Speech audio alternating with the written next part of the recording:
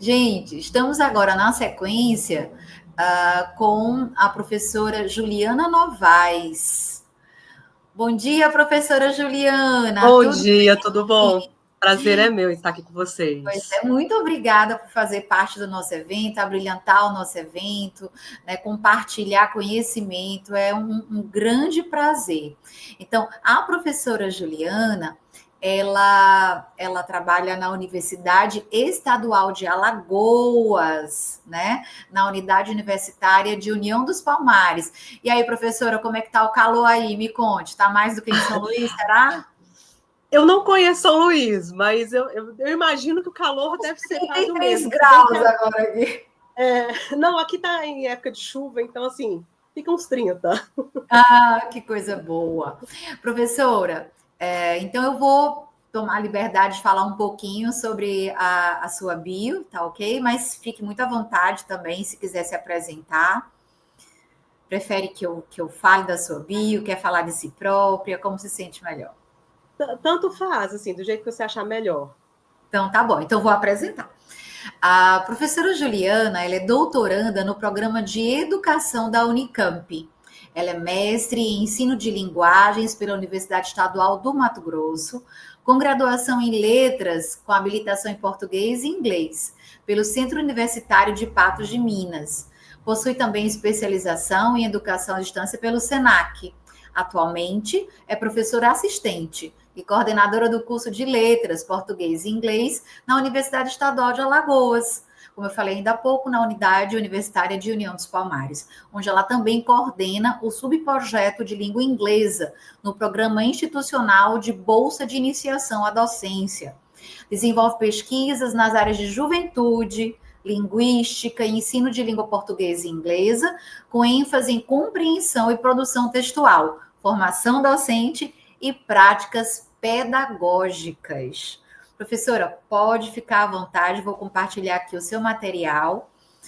E é um prazer poder falar sobre desafios e perspectivas do trabalho docente em tempo de inteligência artificial. A palavra é com você. Então, vamos lá, né? Vamos tentar falar um pouquinho. O assunto é muito extenso. Bom dia a todos e todas, né, novamente. É um grande prazer poder participar aqui com vocês do 10º Simpósio Internacional de Tecnologia da Educação. E aí, como já fui apresentada, né, e já apresentaram o tema, a palestra hoje é sobre os desafios do trabalho docente em tempo de inteligência artificial. Eu inicio trazendo uma fala do Valente, que é um pesquisador da área da educação. Ele concedeu uma entrevista para o Café Filosófico, que eu recomendo, inclusive, que vocês depois assistam, está disponível no YouTube. E ele vai dizer que o professor que pensa que a inteligência artificial vai substituí-lo merece ser substituído, porque ele não entendeu qual é a sua função. Não discordo do Valente em momento algum. O problema é que a grande questão, né, o grande ponto, é refletir até quando a substituição é uma questão de saber e reconhecer o papel tão importante do professor. Já temos aí vários exemplos, né? Um professor, eu assisti na palestra ontem, eu não vou me lembrar o nome do professor, mas ele falando que são protótipos, né, que estão iniciando, são apenas testes, mas a gente inicia tudo com teste, a gente precisa lembrar disso, né? Hoje é teste, amanhã será que vai continuar teste? Então, temos já robôs na China que estão sendo usados, né, como teste para no lugar de professores, né? Essas reportagens elas são comuns atualmente, não é raro a gente rodar o feed do Instagram ou mesmo no Google e encontrar reportagens parecidas com essa. Então, o problema é que não podemos nos esquecer que a gente vive em um mundo capitalista, onde o que importa é o acúmulo por meio da exploração e expropriação da mão de obra. Então, nesse sentido, eu acredito que a mão de obra docente do professor não vai ficar de fora em momento algum dessa lógica mercadológica, né? Como lembra Barreto, o professor sempre é a tecnologia mais cara. Ele vai exigir um longo processo de formação, atende a um número limitado de alunos, deseja exercer, né, seus direitos trabalhistas, precisa de tempo para preparar as aulas, fazer avaliações, por exemplo, né, tornando mais rentável o investimento inicial maciço em recursos materiais que possam ser reproduzidos para um número ilimitado de alunos. A EAD ela já vem um tempo demonstrando, né, provando essa citação do Barreto, onde não é difícil a gente encontrar cursos totalmente online, inclusive para aulas práticas. Então, a gente já tem cursos superiores aí, em que a parte prática do curso são vídeos. E a pessoa, na verdade, ela está assistindo vídeos e eles contabilizam isso como prática. Então, o professor, nessa modalidade, ele vai gravar uma vez essa aula, e essa aula vai ser repetida à exaustão. Então, todo semestre, essas mesmas aulas, elas são repetidas. E aí você tem os tutores, né, que vão acompanhar muitas vezes 200, 300 alunos, 100 alunos, dependendo da formatação. E muitas vezes esses próprios tutores são os responsáveis pela correção das atividades e desempenham alguns papéis que, na teoria, seriam dos docentes.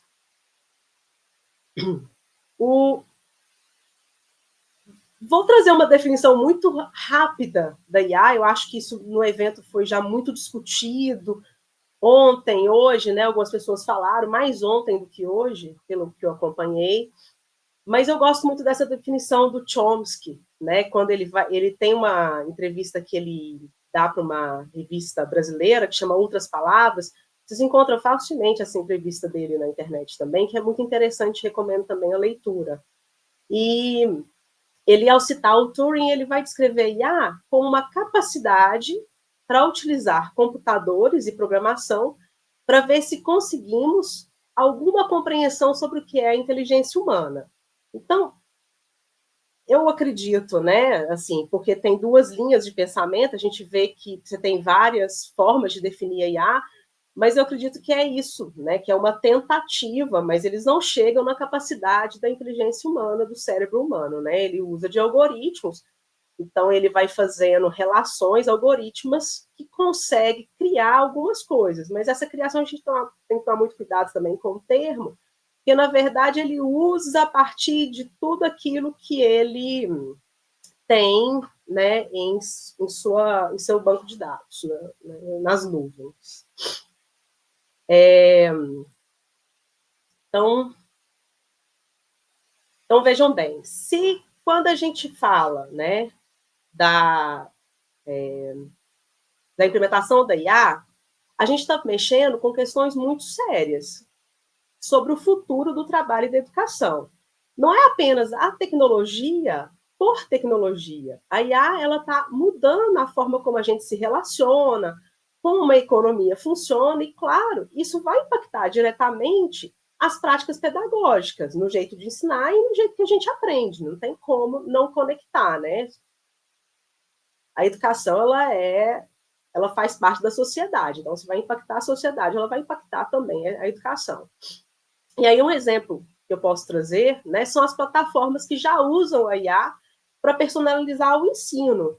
Então, você tem sistemas hoje que conseguem, por exemplo, identificar em tempo real onde o aluno está com mais dificuldade, né, e já consegue fazer uma adaptação dos exercícios para aquele ponto específico. E aí isso muda totalmente a lógica tradicional da aula, que era a mesma para todo mundo, porque ela já consegue fazer algo específico para aquele aluno, né? Ela molda especificamente, como as propagandas hoje em dia, não são as mesmas para todo mundo, elas vão aparecer conforme o nosso interesse de compra, né? E aí eu já tenho uma plataforma, ela é relativamente nova, talvez vocês já devam ter escutado falar dela, como um exemplo, é a Be Confident, que foram criados por brasileiros para aprender inglês. E aí você conversa com a IA por meio do WhatsApp, você baixa, parece um WhatsApp, na verdade. E aí ele mostra seus erros, onde você pode melhorar, ele dá dicas de gramática, lá você escolhe a temática, por que você quer aprender inglês. Então, assim, você já tem várias plataformas de ensino, eu vejo mais para ensino de línguas, mas você tem várias outras, né, para matemática, para sociologia, para filosofia, enfim, que vão trazer essa comunicação em tempo real, conforme as suas dúvidas e conforme você vai apresentando determinados erros, ela vai moldando e modificando para você. Então, uma das grandes questões que a Liz, a Sânia já falaram bastante, é a questão da regulamentação da IA. E aí, nesse sentido, o Estado deveria cumprir com seu papel de controlar e regulamentar essas políticas públicas, né? Na busca de diminuir os impactos. O que temos, né, quando a gente procura, é uma portaria de 2021, onde estabelece diretrizes como um guia para as políticas públicas, né, vão trazer novos eixos temáticos, que vai falar sobre aspectos internacionais, qualificação, força de trabalho, pesquisa e desenvolvimento, segurança pública, entre outros. Eu não vou me lembrar dos nomes agora, os nomes de cabeça, né? E temos a Lei 759, né, de 2023, que ainda está em tramitação.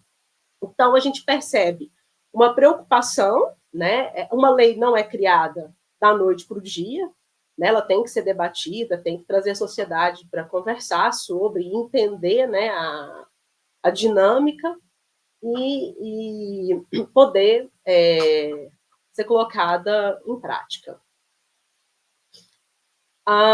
Onde está o X da questão, né?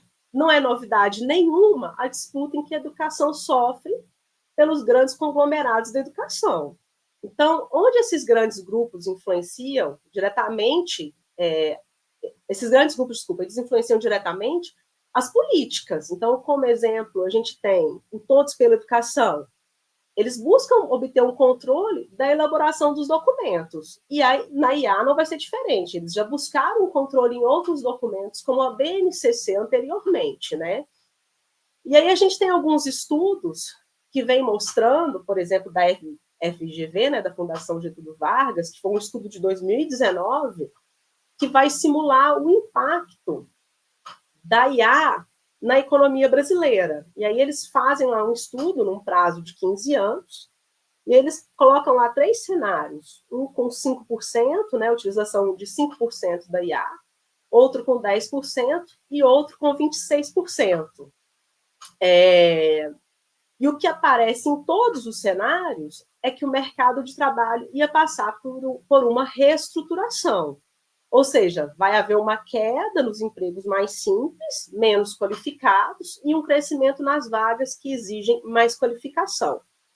O que é a questão, né? Fica parecendo, né, quando a FGV lança isso, que o número de trabalho vai continuar o mesmo, que vai apenas modificar, não, agora a gente precisa de pessoas mais qualificadas, então a gente qualifica e o número de trabalho é o mesmo. Só que não é assim que funciona. Então, a gente já tem exemplos do passado com outras tecnologias. E aí, um exemplo que eu posso trazer para vocês é do corte de cana, por exemplo. Uma máquina no corte de cana, de acordo com as pesquisas e com os estudos, substitui 100 mãos de obras. Então, veja, um cortador de cana ganha, em média, um salário mínimo. Um operador de máquina, em torno de R$3.000. Só que esse um operador de máquina, está ganhando teoricamente por 2, ele substitui 100. Então, eu tenho aí um acúmulo, né, cada vez maior através da tecnologia. No caso da educação, esse tempo ele vai estar sempre relacionado ao número de estudantes e à quantidade de aulas. Então, a gente tem alguns exemplos da plataformização da educação, principalmente em São Paulo, que às vezes eu vejo um pouco mais, eu não sei se em outros estados está acontecendo a mesma coisa, eu não posso dizer, mas em São Paulo eles já têm usado plataformas de educação na educação básica, em que o professor leva o aluno para um laboratório e passa o vídeo, e aí depois o aluno entra naquela plataforma e responde algumas perguntas. Então, qual é o papel do professor nesse momento? Praticamente nenhum, é só de levar o aluno, ele vai lá, ele assiste, ele tem aquele período, e aí eles fazem de uma forma, de um controle, em que o professor não tem tempo de falar, porque às vezes a aula é 50 minutos, aí eles põem lá um vídeo de meia hora, em que o aluno tem que assistir, e aí os outros 20 resta para os alunos responderem às atividades. E aí existe um controle também, porque eles conseguem saber quando que os alunos entraram, quando deixaram de entrar, se assistiu o vídeo todo, e as respostas que foram dadas pelos alunos, né? Então, não é que a mão de obra docente ela vai acabar. Não acredito que vai deixar de ter professor, mas ela vai ser substituída em algumas funções. E aí, né, que é a questão. A gente já tem alguns casos icônicos que mostram isso. Por exemplo, a Laureate, que em 2020, eu não sei se vocês vão lembrar, mas na época foi muito falado, né, que é uma rede de ensino privada. Hoje ela pertence à Ânima, ela foi vendida para uma universidade, e ela tem vários campos, né? Salvador, Rio de Janeiro, enfim. E eles estavam usando robôs para corrigir redações, ou seja, as atividades dissertativas. E os alunos, na época, estavam fazendo denúncias e tudo mais sobre esse assunto. Eu não sei se vocês se recordam disso, mas na época foi assim um escândalo que depois eles abafaram um pouco, porque os alunos não sabiam que os robôs estavam sendo utilizados para esse fim. Temos outro caso também no Espírito Santo, lá é o Estado que tem usado, em nível de teste, a inteligência artificial para corrigir redação dos estudantes. E o pior é que, assim, que eles fizeram um teste em que eles usavam a máquina, né, a IA, para corrigir, aí eles tinham um outro que usava professor mais a IA e um outro só o professor. E aí, depois dessa pesquisa, eles foram conversar com os professores, e os professores disseram que não viam diferença entre a correção da IA com a dos professores e nem da IA com a dos professores. O que eles viam, na verdade, era uma economia de tempo. Então, quando eles usavam a IA para ajudá-los na correção, o tempo que eles gastavam para aquela correção era muito menor do que quando somente eles, né? Então, essa máquina, né, a IA, traz essa economia de tempo. Percebam o que está por detrás disso. Hoje, uma grande parcela dos professores de redação, não todos, né, a duras penas, conseguiram receber por redação corrigida. Porque como que funcionava? O professor dava aula de redação, os alunos produziam, esse professor levava para casa para corrigir. E aí, mediante várias brigas e tudo, principalmente as escolas particulares, as escolas públicas, elas têm 1/3 de planejamento, né, que é 1/3 exatamente das aulas para isso. Mas aí as escolas pagavam por redação corrigida, né, para esse professor. Se eu uso IA para fazer correção, eu vou precisar pagar o professor para fazer a correção? Não. A escola vai ter o professor para dar aula, vai ensinar como fazer redação, o aluno vai fazer e ele vai jogar na IA para fazer a correção. No tempo também do Bolsonaro, estava se discutindo em usar a IA para fazer correção das provas do Enem. Depois pararam, não vi falando mais sobre isso, mas foi discutido e foi pensado na utilização da IA para correção das provas do Enem, tá? Que hoje são feitas por professores que ganham, não sei se é R$3,50, R$3,40 por redação corrigida, alguma coisa nesse sentido, tá? Então, eles selecionam vários professores do país, você faz o cadastro, tem um curso que você faz, uma preparação, e aí você recebe redação corrigida. Então, o que a gente vai ter não é apenas uma economia de tempo, mas uma mudança em como esse tempo de trabalho ele é estruturado. Então, como eu disse, a gente hoje tem alguns direitos adquiridos, como 1/3 de planejamento, isso é possível que no futuro a gente não tenha mais, que isso seja retirado. Já que os professores não vão precisar, muitas vezes, corrigir atividades fora de sala de aula, planejar aulas, porque a gente já tem aí na IA planejamentos de aulas, e muito bem feitos, inclusive, né? Se a gente conseguir colocar o prompt certo, preparar atividades, avaliações, né? Você pode colocar um determinado artigo na IA e pedir, quero que crie perguntas de interpretação textual, e ela vai criar conforme a solicitação que você faz ali. Então, você tem uma substituição de algumas atividades desenvolvidas pelo professor. Né? Percebe que a gente já começa a ver essa substituição de algumas atividades. Então, o que eu né, meu objetivo com a apresentação é trazer uma reflexão sobre a possível exploração e expropriação do trabalho docente pela inteligência artificial. Para a gente entender, né, como que isso funciona, eu acho que é interessante a gente entender o que é exploração e expropriação do trabalho. São termos que não são novos, já são termos já trazidos por Marx há um tempo, né, há algum tempo atrás, ele já vem falando, né? Mas a gente vê esse aprofundamento com esse capitalismo financeirizado em que a gente vive atualmente. Então, a exploração é quando o trabalho produz mais valor do que recebe em salário. Então, esse valor a mais vai para o patrão ou para o sistema que o emprega.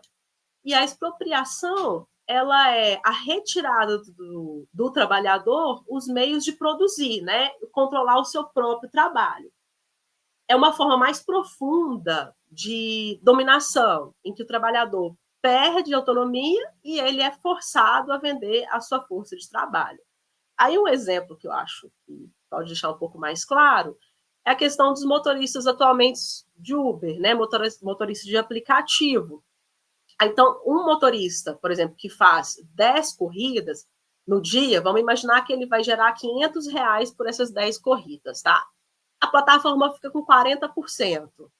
E o motorista fica com 60%, só porque o motorista tem que ter o carro, tem que pagar combustível, tem a manutenção, tem o celular. Então, no fim, o que sobra para ele é pouco, né? Então, a mão de obra dele, né? Ele vai trabalhar muito, mas a maior parte da renda vai para a plataforma, que só faz a intermediação desse trabalho.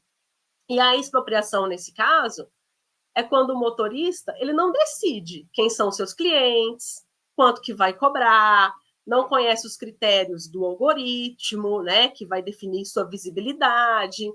Ele vai estar sempre dependendo da tecnologia e das regras da empresa, que a gente vê comumente aí algumas pessoas reclamando que são bloqueados por um tempo, né, que às vezes não sabem por quê, são punidos. A gente vê isso também muito no TikTok, né, das pessoas, os influencers que ganham dinheiro atualmente no TikTok. Fui punido, fui banido, né? Os algoritmos do TikTok não entregam. Então, assim, acabam não tendo controle nenhum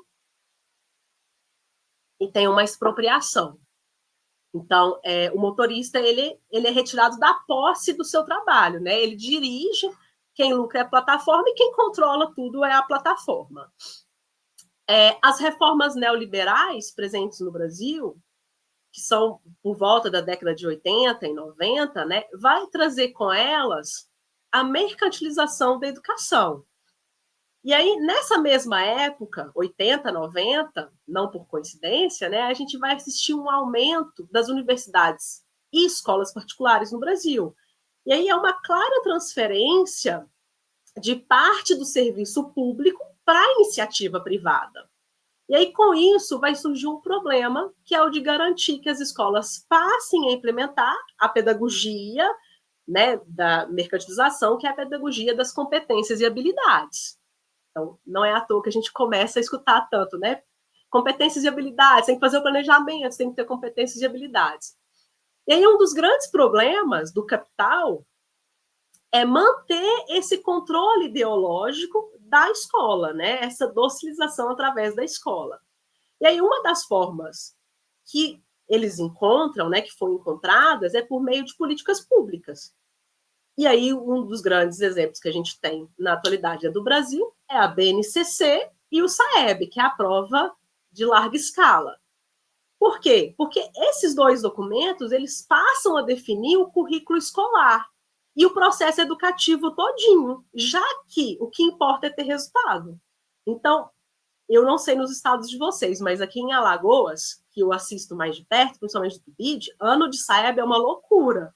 Eles ficam focados só naquilo e treinando aluno para prova SAEB, só prova SAEB. Então, o que o professor vai fazer? Ele vai dar apenas os conteúdos que caem no SAEB. Percebam o controle que está por detrás dessa prova, né? Como que os grandes conglomerados, né, o mercado, né, o capital, ele começa a controlar a educação. E aí, esses dois documentos, eles definem todo esse processo educativo. E aí a gente vai ter a expropriação do trabalho docente, né? Uma outra maneira encontrada desse controle do professor já vem com as TEDx. Então, como eu disse para vocês, o exemplo das EADs, né, a educação aberta, né, educação à distância, eu pensei na UAB, que é a Universidade Aberta Brasileira, mas que pertence, né, que são EADs, que são educações à distância. E aí, como eu disse, o São Paulo também já vem demonstrando esse bom exemplo com os laboratórios de informática em que é plataformizado, né?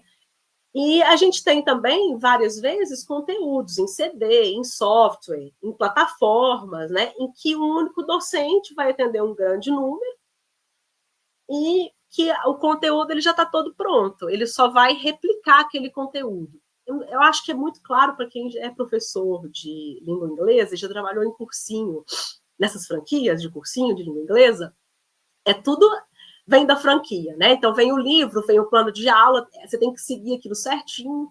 De vez em quando a franquia, né? Alguém representante da franquia vem para assistir sua aula, ver se você está replicando. As provas vêm da franquia, tudo vem da franquia. Então o professor ele só replica, ele pega aquilo ali, lê e assim é bem contabilizado, porque o livro ele é pensado muitas vezes para 40 horas semestrais, então vão ser 40 aulas e você tem que dar uma unidade por aula. E, assim, num tempo apertado para você dar aquilo. Então, a gente já vê nos cursinhos, né, franquias de língua inglesa. Mas isso também já está chegando nas escolas. Né? A gente já começa a perceber essa chegada, principalmente através dos grandes conglomerados da educação, que vão criando, né, que vem criando materiais como solução para a educação. E a gente tem que ficar muito atento a isso. Inclusive com o novo ensino médio agora. Como teve o aumento da carga horária, né, e aí não aumentaram o número de escolas e praticamente não aumentou o número de professores, como que eles fazem? Dão alguns vídeos, o aluno tem que assistir em casa, vai para a escola e vai fazer as atividades relacionadas.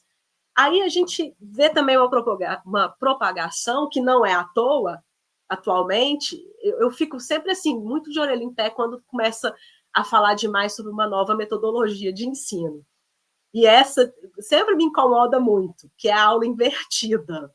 Que nossa, como foi falado, e como as pessoas, não, porque agora é aula invertida, e aí o Estado tem dado formação sobre isso, mas o que é aula invertida? Você passa, né, não sempre isso, mas de modo geral, você vai passar uns vídeos para o aluno vai estudar a teoria em casa e vai para a sala de aula fazer a prática. Então, o que é essa aula invertida? Né? Na verdade, o aluno estuda a teoria e aí depois ele vai para a sala de aula fazer essa prática. Né? Ele inverte. Porque o que a gente fazia antigamente? Não era o professor dando a prática e o aluno ia fazer a tarefa de casa, que é a prática? Então, agora se inverte, né?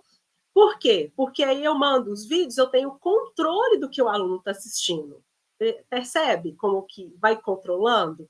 E como as pequenas tecnologias vão trazendo e vão ampliando esse controle? Aí eu chamo vocês para imaginar qual é a inteligência artificial, porque até agora eu não dei o exemplo desse controle com a inteligência artificial, porque ainda não está sendo utilizada. Mas com a IA, eu consigo fazer, por exemplo, além de fazer correções de atividades, criar, planejar, como eu já disse, né? Controlar muito mais o trabalho. Por quê? Se eu pego, por exemplo, atualmente, eu tenho o resultado da prova SAEB, eu só sei o resultado da prova SAEB.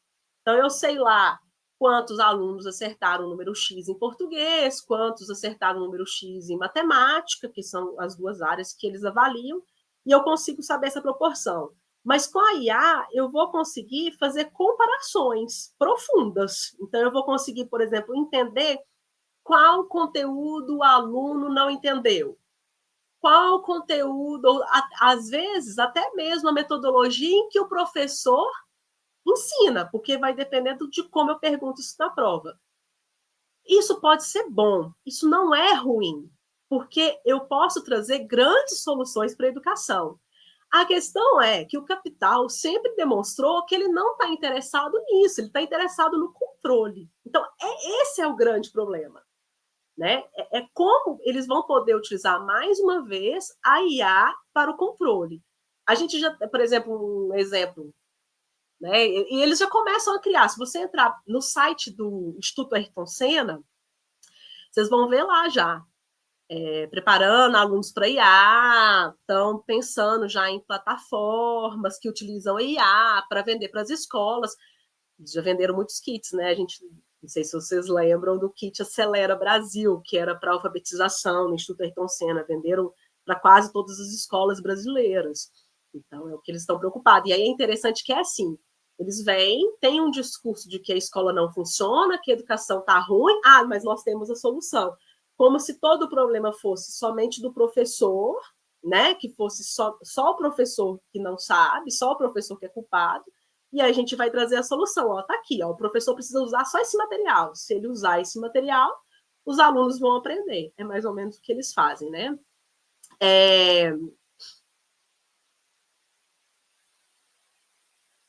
Então, aí a gente vai ter cada vez mais um acúmulo no capital.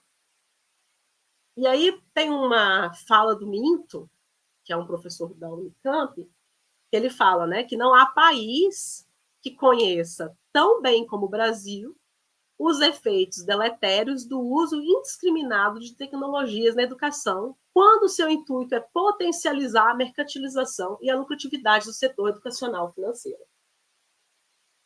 Então, gente, caminhando para a conclusão, para a gente poder conversar, que eu acho que é sempre mais interessante a conversa, né? Longe de esgotar o tema, a gente precisa discutir muito sobre a inteligência artificial na educação. Outra coisa que eu gostaria de ressaltar, eu não abomino em momento algum a inteligência artificial, muito menos a educação. Eu acho que ela pode trazer várias soluções interessantíssimas. Ela vem para ajudar, né? Mas a gente precisa refletir sobre o assunto, porque a IA ela é uma mercadoria e que pode ser comprada ou vendida, como qualquer outra mercadoria, né? E ela vai estar dentro de uma concepção de acumulação do capital. Não tem como não colocar ela dentro desse acúmulo do capital. E aí ela vai trazer modificações profundas nas relações sociais e de trabalho e, consequentemente, na mão de obra do professor, né, que não vai ficar de fora. Então, apesar da IA potencializar e otimizar vários processos e ampliar o acesso à educação, ela também aprofunda desigualdades, como as outras tecnologias também fizeram o mesmo, né? Quando a gente retoma e vai observando. Então, a IA ela pode ser muito eficaz na educação, se aplicada com ética e de maneira equilibrada. A gente tem sempre que lembrar disso, né? A ética e a maneira equilibrada, né? Entender como a gente vai colocar isso na educação. Vale lembrar, né, que a IA ela não vai substituir o papel crítico e humanizador do professor. Como valente, eu acredito também que a IA não tem como substituir, somos seres sociais. E a IA, ela não tem, até hoje, né, não sabemos daqui, né, o futuro, mas até o momento, ela não tem essa capacidade de socialização, do social, que é do ser humano, né, do papel crítico e humanizador do professor, que Paulo Freire já defendeu tanto, né? É isso.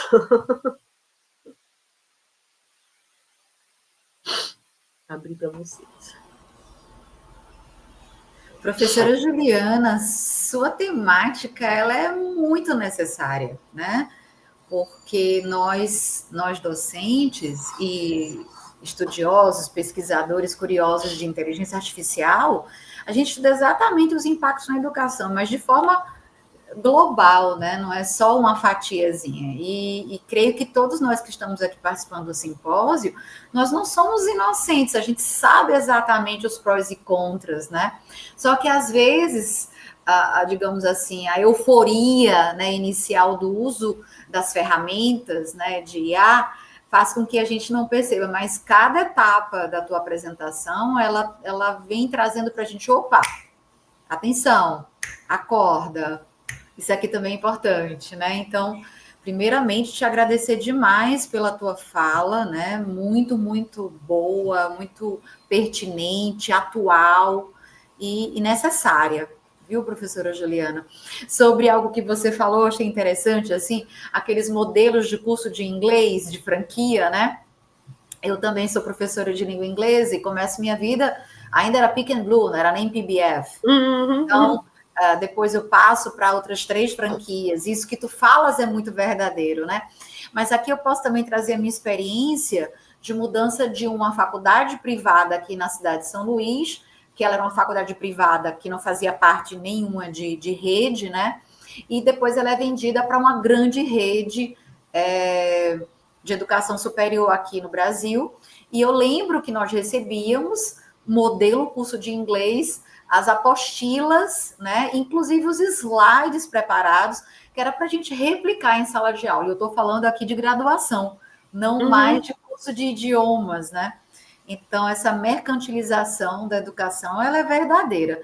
E quem ainda trabalha em área privada, né, deve ter observado essa expansão, né, dessas franquias, não é franquias, né, mas dessas redes educacionais de área privada. E como elas estão exatamente, é um canibalismo, né? Os cursos estão diminuindo, os cursos estão fechando, e como está acontecendo. Mas é verdade, viu, professora Juliana?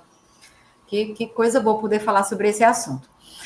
Queria trazer aqui, então, alguns comentários e perguntas que as pessoas colocaram aqui, tá certo? Enquanto você vai selecionando, só um minutinho, só para lembrar que eu esqueci de falar. Essa minha fala toda, ela é baseada num artigo que eu escrevi e que está publicado nessa revista Artes de Educar. Quem quiser encontrar, tá lá, porque às vezes pode ver mais detalhes de coisas que não está na minha fala. Né? Se você quiser colocar aqui no comentário, no nosso chat daqui, eu copio e colo lá no chat principal. Eu acho que agrega muito. Se puder vou achar o link. Tá joia, tá joia. Enquanto isso, então, vou deixar aqui em tela grande, que vocês podem printar também, quem tiver interesse. E eu vou começar aqui com um comentário, a Josiane, né? Ela fala exatamente isso. Ó. Na maior parte das vezes, o currículo não dialoga com a realidade dos alunos, inclusive os de campo. Ela fala que ela é educadora do campo, né?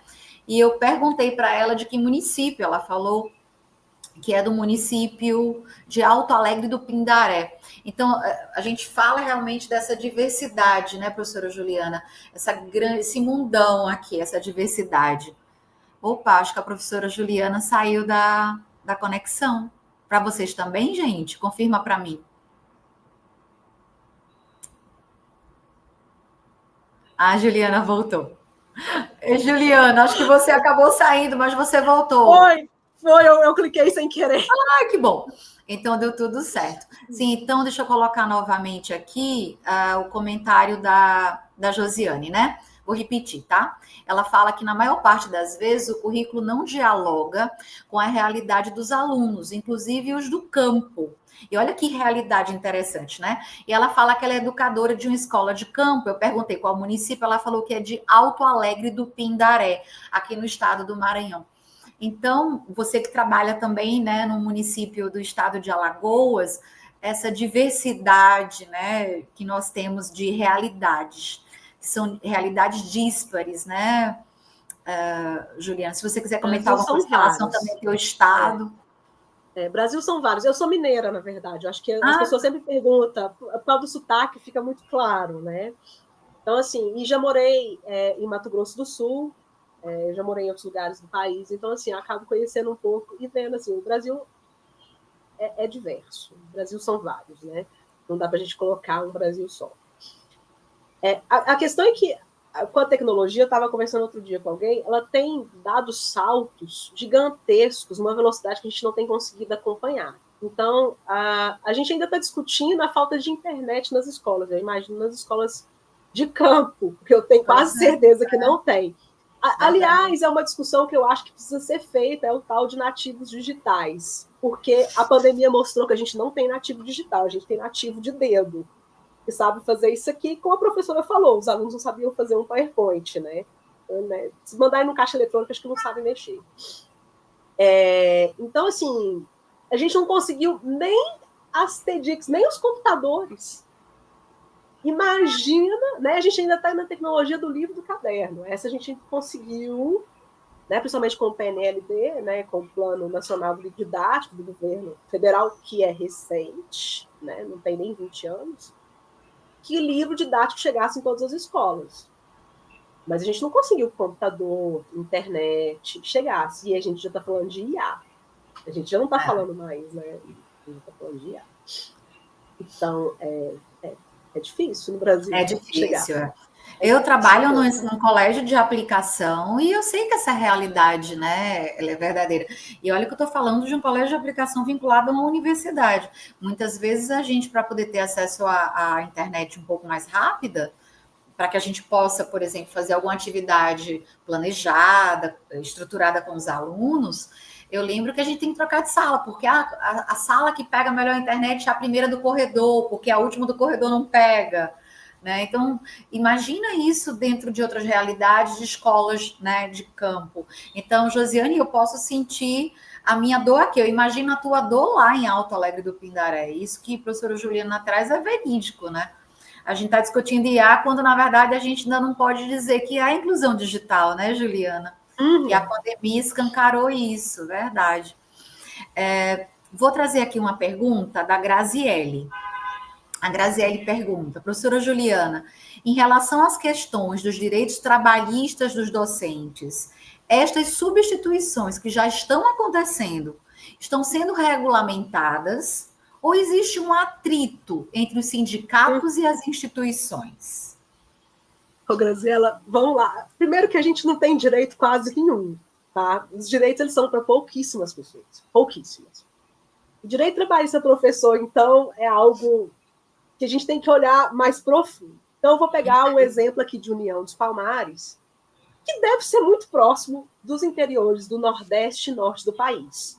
80% dos professores de União dos Palmares não são concursados. O último concurso tem quase 25 anos. Que direito que é esse?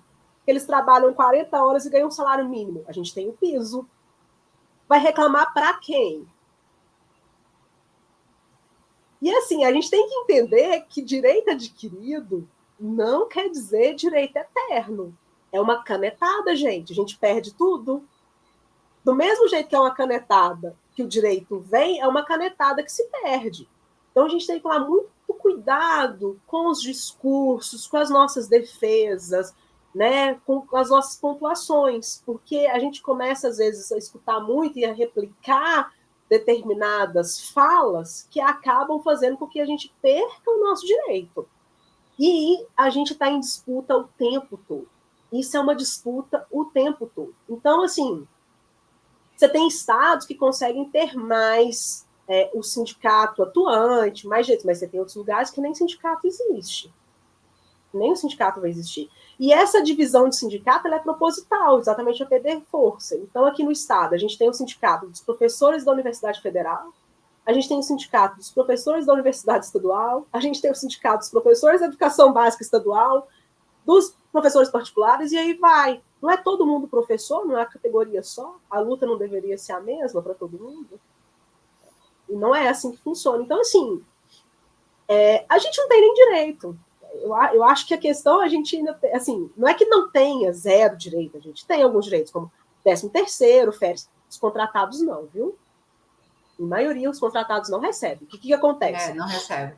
Não recebe. E o que o governo faz? O governo, principalmente os municípios, tá? Quando eu estou falando aqui agora dos municípios. Eles vão atrasar as aulas para depois do carnaval. Por quê? Eles não vão precisar pagar fevereiro. E aí depois eles vão adiantar essas aulas para terminar no início de dezembro ou final de novembro, para quê? Para não ter que pagar professor. Nem dezembro, janeiro, nem fevereiro. Então o professor ele vai ficar sem receber esses 3 meses, porque encerra o contrato. Né? Então ele é contratado, ele não recebe. A maioria dos lugares é assim que funciona. Infelizmente é uma realidade também aqui, né? A gente sabe não, disso. É a realidade brasileira. Brasileira, verdade, professora. Brasileira, somente os interiores. Então, assim, a gente já não tem muito direito, né? Eu acho que a gente tem que começar a discutir direitos mesmo e, assim, aprofundar nessa questão da IA. E aí é isso que eu trago. Se a gente já não tem esses direitos, você acha que substituir um professor que eles julgam, porque eles começam a julgar matérias que são menos importantes, né? Porque importante é só português e matemática. Se o SAEB só cobra português e matemática, é porque o Estado está vendo que o que importa é isso. Então, você acha que não tem professor de artes? Ah, beleza, põe uns vídeos lá de artes. Depois eles fazem umas atividades na plataforma. A plataforma corrige e dá nota. E filosofia, professora, nem entremos no mérito. Super Não, eu tô importante. pegando assim, língua inglesa, filosofia, artes, todas essas disciplinas. É muito louco isso. História, gente. Então vamos lá. Tem aqui um comentário que é do Marcos Araújo. Ele diz assim: na maioria das vezes, o professor da educação básica tem dificuldade em implantar o uso de tecnologias na aprendizagem do aluno, porque o currículo é rígido. As mudanças precisam, devem ser, né, de cima para baixo. E ele complementa, ou seja, deve partir dos governos federais, estaduais e municipais. Então, é um comentário dele. Se você quiser acrescentar, concordar ou discordar. Não, eu concordo plenamente. Só que a questão que você tem que entender é que isso é proposital. Como eu disse, o currículo ser controlado é proposital, porque é um controle do que o professor está dando dentro de sala de aula. Primeiro ponto, tá? O segundo é que o seguinte, os grandes conglomerados de educação, eles estão dentro do governo. Então, quem criam as regras e quem criam as leis, né, as políticas públicas, são eles. Se você começar a esmiuçar, né, você vai perceber que eles estão todos lá. A BNCC é feita pelos grandes conglomerados de educação. Aliás, foi um dos primeiros, uma das primeiras medidas que o Temer tomou quando a Dilma sofre o golpe, foi de aprovação da BNCC, que foi uma pressão dos grandes conglomerados, que é Fundação Bradesco, Todos pela Educação, Instituto Ayrton Senna, o Lema, né, que é o do Instituto Lema, nossa, ele está por detrás de muitos documentos.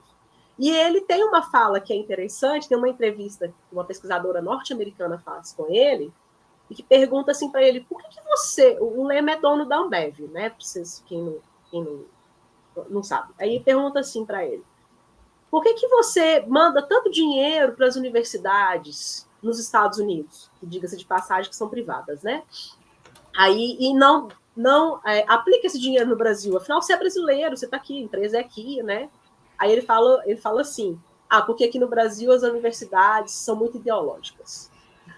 Como se todo mundo não fosse ideológico, como se essa fala dele não fosse ideológica também, né? É verdade. É como dizer assim, não, mas eu não curto política. Eu falei assim, mas todos nós somos seres políticos. Muito louco isso. Também aqui eu trago para ti outro comentário que é muito interessante. A Anne Capão fala, parabéns pela problematização do tema, e eu também, né, corroboro aqui.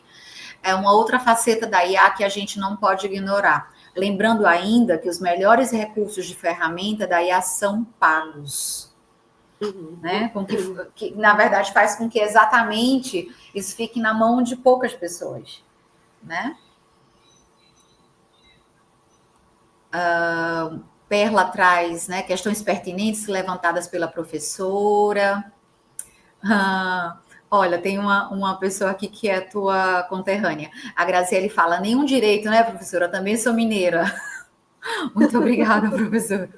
É quase nenhum. Alguns a gente tem, mas é quase nenhum. E aqui, assim, na verdade, uma curiosidade que eu tenho, sabe? Eu lendo, quando eu fui convidada para fazer a moderação de hoje, que eu li a tua bio, tua formação, tua graduação é a mesma da minha, né? Letras com habilitação em português e inglês. Só que eu sou professora do Colégio de Aplicação daqui, você é professora da Universidade Estadual de Alagoas. Então, o que foi que te levou a fazer pesquisa exatamente nessa área? Que é uma área que muita gente chega e olha para a gente que é da área, né? Que nós somos letristas, e diz assim, mas você é letrista, por que você tem interesse em estudar exatamente essas questões, né? Que no caso agora você acabou de levantar. Do mesmo jeito que quando eu estou estudando estudar o impacto na educação, eu fico muito interessada exatamente sobre como é que está o marco, que lei é essa? Deixa eu ler esse guia, quais são as diretrizes, né? Então, assim, o que é que te levou como letrista, Juliana, a estudar essa temática? Que para muitos pode parecer muito distante da tua realidade, mas não é. Não, ela não vai ser. Você, como professor de língua inglesa, você vai entender. A gente, como professor de língua inglesa, a gente está muito conectado com as tecnologias, sempre. Porque todas as metodologias de ensino e todas as tecnologias para o ensino, primeiramente, vão aparecer dentro do ensino de língua inglesa. Não é à toa. Porque o mundo todo está ensinando língua inglesa, né? Então, assim, é diferente, por exemplo, do português, que no Brasil está se ensinando, quando se ensina fora é como segunda língua, mas língua inglesa, né, como segunda língua, o mundo inteiro está interessado, porque é a língua franca. Então, essas tecnologias, elas sempre vão aparecer muito dentro da nossa área. Então, acaba que a gente está sempre conectado.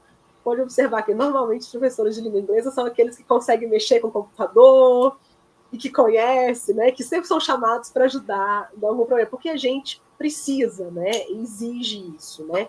Eu me lembro de já usar, por exemplo, lousa digital há 15 anos atrás. Trabalhei numa escola que tinha de língua inglesa e era lousa digital. Então, assim, a gente tem esse acesso à tecnologia, né? Somente no setor privado. E essa questão de perder, né, a centralidade do trabalho docente, né, essa questão do trabalho docente em si sempre me chamou muita atenção. Porque na Universidade Estadual eu estou há 10 anos, aqui em Alagoas, mas eu trabalhei antes em outras universidades, como professora substituta. E sempre me intrigou muito, porque sempre aparece nas mídias a questão, ninguém quer ser professor, que não está tendo professor, que vai ter, né? Então, assim, esse tipo de coisa sempre me chamou atenção. E aí, assim, você vai lendo um artigo ou outro, eu tive acesso a um artigo do BOL, que ele fala sobre as implementações das políticas públicas, que eu achei muito interessante, aí isso vai te levando a outras coisas, que você vai lendo e você vai, né? E a questão da juventude também, principalmente a juventude universitária, que eu tenho estudado, então, assim, vai trazendo, né? Aí a gente vai achando os interesses e vai surgindo. Não, mas eu estava desconfiada que era por aí, eu só queria ouvir de ti mesmo. Então tá bom. Juliana, quero trazer aqui também outros comentários, são muito bons, né? Olha só, vou até falar aqui com a entonação, viu, Anne? Nossa! Temática e tanto. Boa! Gente, adoro o pessoal que coloca Hs e exclamações, eu sou muito fã. Isso é coisa também de professora de língua inglesa. O Paulo Oliveira faz um comentário que é excelente exposição, professora. Tenho tido problemas em sala de aula e disciplinas de programação, algoritmos, olha só. Mesmo chamando a atenção para um olhar crítico, os alunos usam o IA e pegam tudo pronto.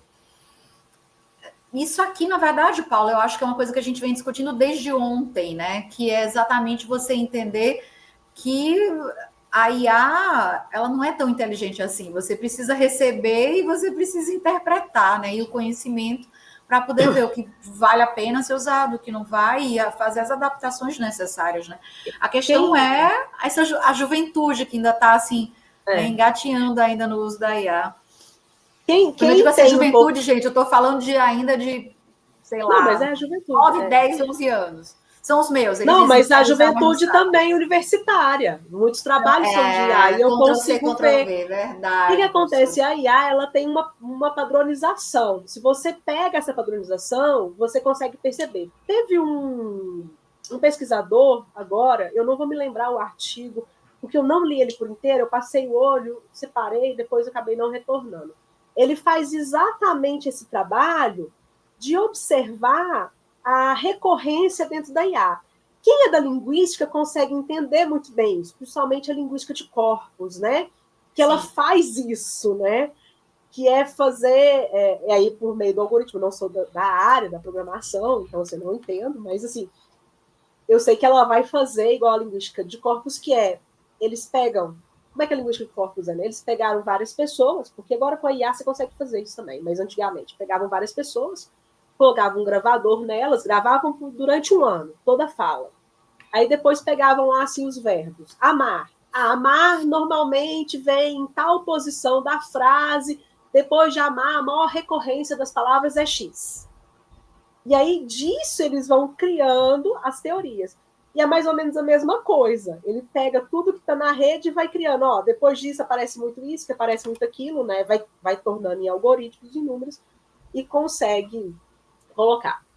Atualmente não, tem um tempo que eu tenho feito a seguinte defesa em relação à educação. Na minha concepção, vocês podem discordar, óbvio, né? Sinto-se à vontade, mas na minha concepção, atualmente, o que a gente precisa ensinar é ler no sentido, né, de compreensão. Ou seja, ensinar a compreender. A leitura enquanto compreensão, não como decodificação. Por quê? Porque informação a gente tem aos montes. Hoje em dia, basta um celular ou um computador conectado à internet que eu tenha a informação que eu quiser, da forma como eu quiser.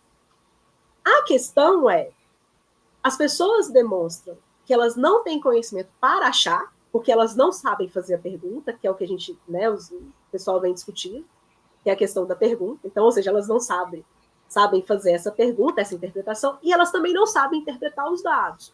Então, não é à toa que a gente ainda tem um grande número de pessoas acreditando em fake news, caindo em golpes, né?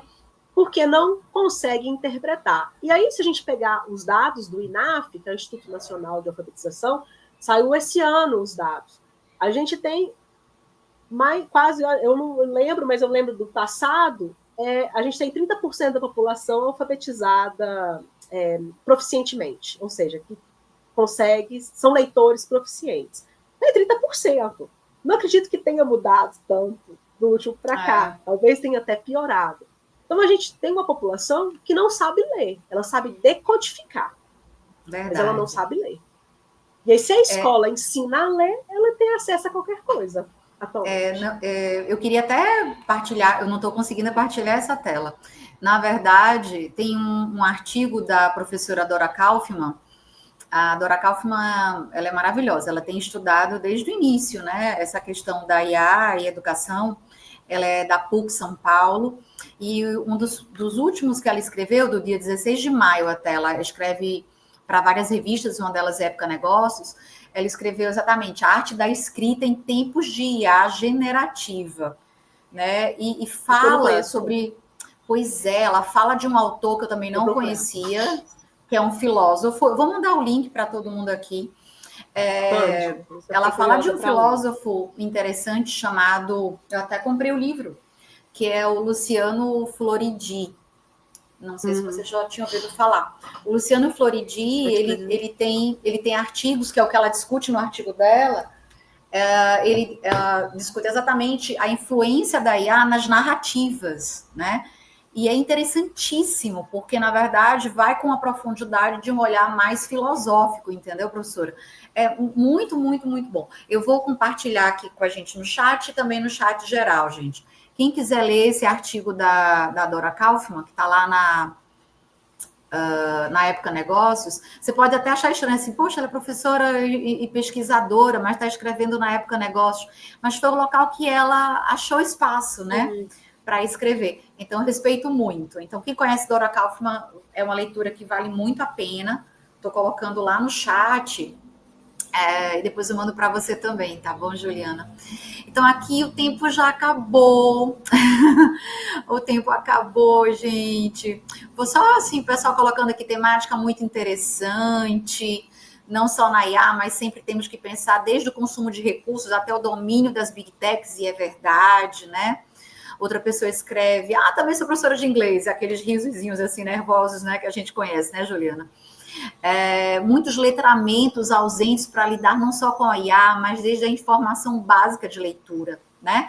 Então, por isso que essas questões da influência da IA nas narrativas é um estudo tão importante, né? Então, quando vocês quiserem, sugiro fortemente a leitura desse artigo da Dora Kaufmann, que eu coloquei lá no chat, vocês vão ver que ela já coloca o link para os artigos originais do professor Luciano Floridi, tá certo?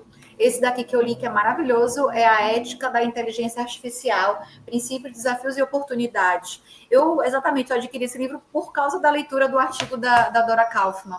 Então, não pensem que porque é da época negócios, ele não tem profundidade, ele não é bom, vale a pena, tá bom? Então, assim, Juliana, quero te agradecer. It was a pleasure, talking to you. Ai, que coisa my pleasure, boa. For sure. Que coisa boa. Sabrina, gente, eu vou colocar aqui no link de João, me perdoem, tá bom? Mas eu falo para ele que fui eu que usei, tá? Foi por uma boa causa. Você vai colocando, gente, agradecer pelo convite. Foi muito bom conhecer vocês. Precisamos fazer mais essas integrações nas universidades brasileiras, né? Pois é. Então, professora Juliana, te agradecer, assim, muito, muito, muito. Acho que você trouxe uma temática. E se vocês observarem, gente, quem está conosco aqui desde o início da manhã, foi observando que as palestras, elas foram conversando entre si, né? E a gente vai, concluindo essa manhã mostrando mais uma vez a importância de sermos cidadãos, né? E exercermos essa cidadania, inclusive a cidadania digital, tá bom? Cristina, agradecendo aqui pelo link do artigo. Gente, eu quero agradecer também vocês que ficaram conosco até então. E lembrando a vocês, pedir só um momento, viu, Juliana, para eu poder falar aqui quais são as apresentações da tarde, né? Às 14 horas, BNCC Computação, Possibilidades e Desafios. Olha, muito interessante falar sobre BNCC. Às 15 horas, maravilhosa essa palestra, até meu colega de trabalho, Inteligência Artificial e Educação Especial, olha que temática, contexto, contradições e possibilidades. Às 16 horas, Educação na Atualidade, o impacto da transformação digital na aprendizagem, e é interessante porque é trazida por uma professora mestra que é de uma escola privada, então também vai ter esses contrastes, né? E às 17 horas, essa eu estou curiosíssima, gente, e a 200 km por hora. Alguém tem um manual para travões? Como é um professor de Portugal, a gente vai começar perguntando, fale de travões. Não é verdade, professora Juliana? Fale de travões. Pois é. Então, Juliana, quer deixar o seu contato e deixo você com a palavra final. Eu não coloquei o contato escrito por lugar nenhum, mas se vocês entrarem na página da Universidade Estadual e forem no Campus 5, vocês vão me encontrar, tá? Eu acho que não é difícil de achar, acho que se colocar meu nome completo na internet, encontra. Eu posso deixar escrito, você pode colocar lá meu e-mail. Se eu coloco sim. Sim. Eu sempre penso, Juliana, porque eu também sou da área de administração marketing, né? Nos tempos de 2025, o usuário ele pensa em etapas. Se ele tem muitas etapas no caminho, ele desiste. Se está lá o link, eu vou lá e clico rapidinho. Então a gente vai lá e coloca logo. E eu tenho Instagram, mas eu não sou uma pessoa que utiliza assim, Instagram, entendeu? Então assim, eu nem faço porque vai ser um Instagram muito chato, vocês não vão ver nada. Não, sem problema. Estou colocando aqui o e-mail da professora Juliana, gente, aqui no chat, tá certo? Não coloquei como João Batista, porque eu acho que eu já abusei aqui da bondade de usar o link dele para colocar o link de leitura lá da coluna da professora Dora Kaufmann. Se alguém quiser aprofundar um pouquinho, tem o artigo, como eu disse, podem entrar, pode ler, posso enviar a apresentação, mas a apresentação ela é o artigo, tá? Inclusive seguido na ordem, né? Eu vou até colocar novamente, professora pesquisas Juliana. Futuras, utilizar também, né, como referência.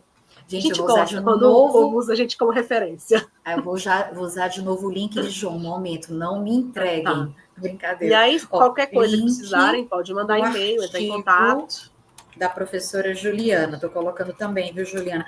É porque quando eu coloco como Módula lá, não fica o link pronto, né? Mas usando o de João, fica.